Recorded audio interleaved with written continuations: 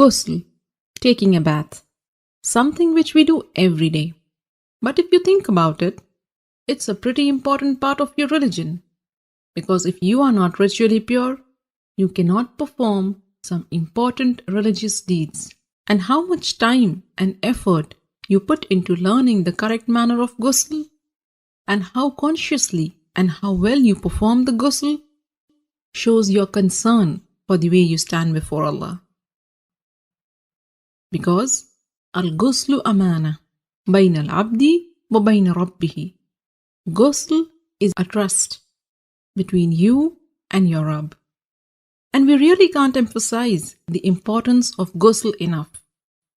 In this series, we will begin the discussion with the obligatory ghusl, which will be helpful to you when you are in a hurry or if there is not enough time to take a complete ghusl. Next, I will take you step by step through the etiquettes of the complete ghusl, where we will discuss the sunnah acts of ghusl.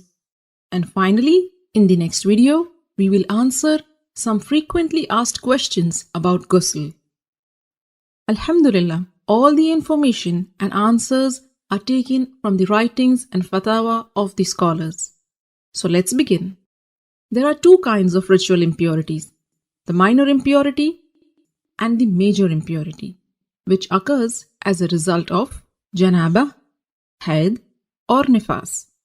To achieve tahara from the minor impurity, you only need to renew your wudu, ablution, whereas in the case of major impurity, you need to take a ghusl. And ghusl can be taken in two ways. A complete ghusl with all the sunnahs of the Prophet, and a partial or a sufficient ghusl, which means only doing what is obligatory to free yourself from the ritual impurity. So what are these obligatory acts of ghusl? A beforehand niyyah, intention that you are taking this bath to purify yourself from the major ritual impurity, rinsing your mouth and nose, and letting water run over your entire body at least once.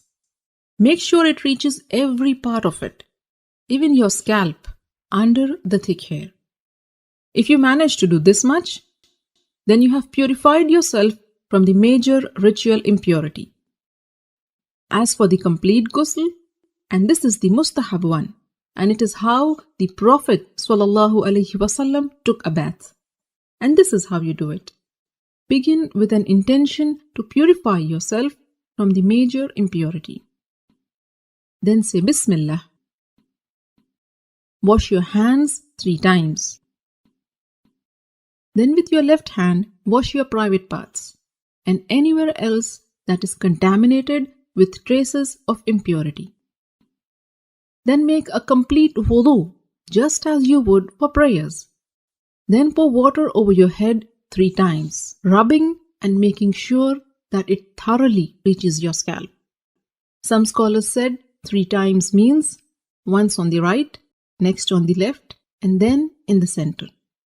And then pour water and wash the entire body, beginning with the right side, then the left, while rubbing it with your hands so that you are sure you haven't missed any part. So these are the etiquettes of the complete ghusl.